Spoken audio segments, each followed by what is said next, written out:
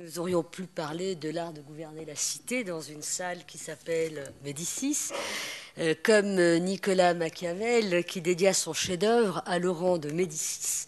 Malheureusement ou heureusement, pour vous, nous allons seulement vous présenter une communication qui est centrée sur la nécessité de la gouvernance des systèmes d'information pour une entreprise numérique. Pour l'entreprise numérique. Alors, par le terme de gouvernance, on entend la capacité d'une organisation à réguler son fonctionnement afin d'éviter des dérives, qu'elles soient liées à des fraudes ou à de l'incompétence. La gouvernance du système d'information concerne différents éléments, des équipements, des serveurs, des imprimantes, des composants immatériels, des logiciels, des progiciels, mais aussi des composants, des éléments humains, pour faire court, des informaticiens et des utilisateurs. Par entreprise numérique, nous n'évoquons pas seulement les start-up et les entreprises Internet. Pour nous, une entreprise numérique est une organisation qui s'efforce d'utiliser au mieux les technologies pour être plus réactive sur ses marchés et donc plus performante. De nos jours, et encore plus demain, peu d'entreprises peuvent éviter la réflexion sur ces technologies et leur usage. Dans ces conditions, la gouvernance des systèmes d'information est devenue une nécessité pour les entreprises, quelle que soit leur taille et leur secteur. Les principaux défis que doit affronter l'entreprise numérique du XXIe siècle concernent d'une part l'industrialisation du travail ou de la production intellectuelle et d'autre part la capacité à attirer les futures générations, les natifs numériques. Voilà, droite-gauche. C'est ces deux points que je vais développer. Alors, le premier défi concerne l'industrialisation du travail intellectuel. Le protocole Internet et ses récentes évolutions se traduit par la suppression des tâches de communication, de recherche de l'information et de travail collaboratif. L'ordinateur personnel devient ainsi une véritable plateforme de travail qui permet de travailler mieux et plus efficacement. La collaboration sous IP constitue potentiellement une révolution dans l'organisation du travail intellectuel.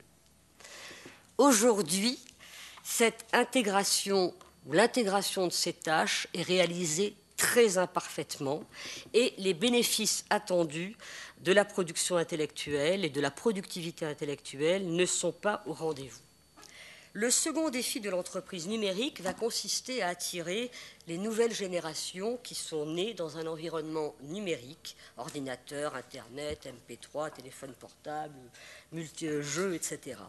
Ces générations fonctionnent dans un autre rapport au temps et à l'espace. Elles font tout en même temps, n'importe où. Elles travaillent vite et en réseau.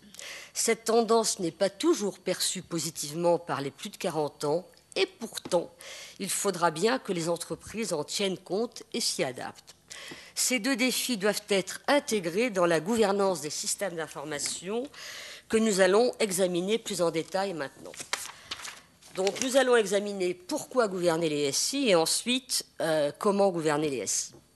Alors, trois phénomènes ou quatre, selon qu'on en rassemble deux en un, sont à l'origine de la gouvernance des SI. Tout d'abord des scandales d'entreprise, ensuite des crises des directions systèmes d'information et enfin les rôles multiples des systèmes d'information dans les organisations. Alors, les affaires, les scandales tels que l'affaire Enron aux États-Unis ou Parmalat en Europe ont mis en évidence la nécessité pour les ayants droit de disposer d'une information fiable, structurée et intelligible. Le système d'information ainsi que la responsabilité de ses auteurs sont donc au cœur des dispositifs d'une bonne gouvernance d'entreprise. Deuxième facteur, les directions systèmes d'information ont connu de nombreuses crises à travers essentiellement les générations et la dynamique des technologies disponibles. Micro-informatique, logiciels de gestion intégrés, site Internet et maintenant univers virtuel. Par exemple, l'effervescence du développement initial de l'Internet, avec l'effervescence du développement initial de l'Internet, les directions marketing ou leurs prestataires ont créé de nombreux sites web sans le concours de leur DSI. Ainsi, à ses débuts, Fnac.com était une start-up. Depuis quelques années, elle fait aujourd'hui partie intégrante de la DSI de l'entreprise Fnac.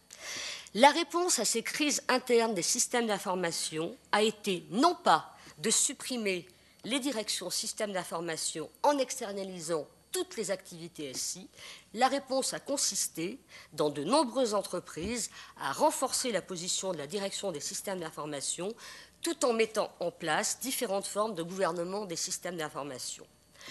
Le dernier facteur concerne les rôles multiples des systèmes d'information, ces rôles de facteurs de production, d'outils et d'agents de transformation ont conduit à gouverner le système d'information en considérant la triple valeur possible du système d'information: valeur patrimoniale, valeur d'usage et valeur d'échange.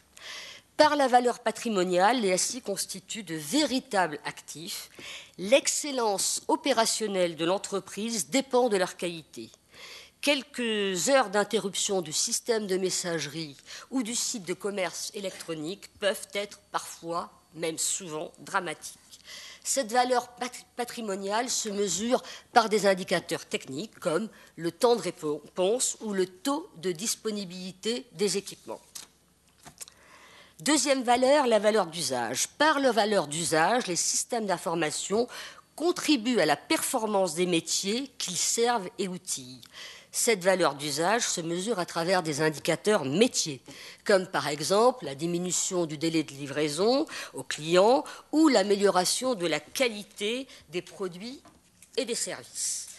Par leur valeur d'échange, les systèmes d'information interorganisationnels s'insèrent dans une ou plusieurs chaînes d'activités numériques multipartenaires. L'identification des lieux de création de la valeur et le partage de cette valeur nécessitent une gouvernance interorganisationnelle de ces systèmes d'information.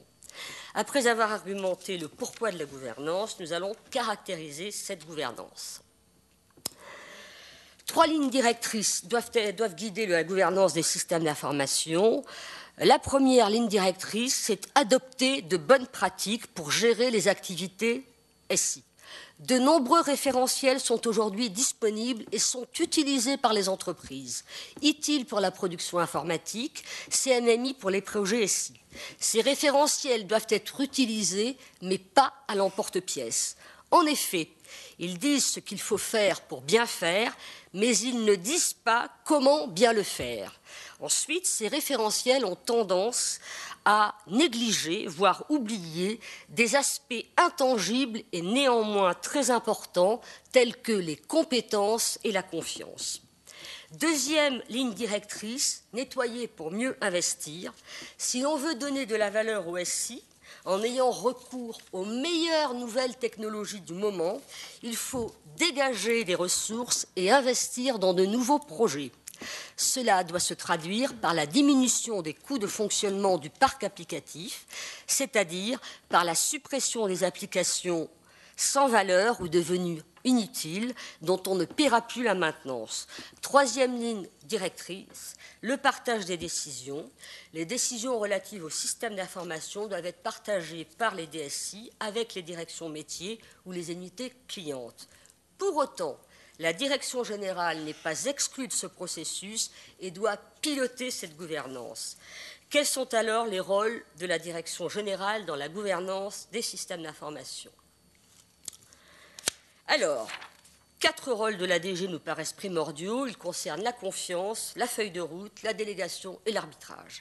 La DG doit d'abord instaurer la confiance entre les différentes parties prenantes des SI, à travers notamment quelques principes et l'exigence d'un minimum de transparence. La DG doit ensuite indiquer la direction à suivre, c'est-à-dire énoncer les grands principes d'une bonne gouvernance des SI.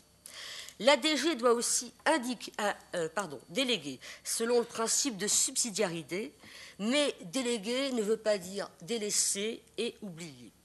La DG doit enfin intervenir entre les visions métiers et les visions informatiques pour arbitrer les conflits qui peuvent exister entre ces deux visions. En effet, ces conflits proviennent souvent de visions temporelles différentes. Pour les directions business, il faut le nouveau SI tout de suite. Pour la DSI, le SI doit être fiable et sécurisé, et cela implique un délai de réalisation plus long. En conclusion de cette communication, nous insistons sur le rôle moteur de la DG dans la conception et le pilotage d'une bonne gouvernance DSI. Les nouvelles générations de directeurs généraux seront bientôt elles aussi des natifs numériques.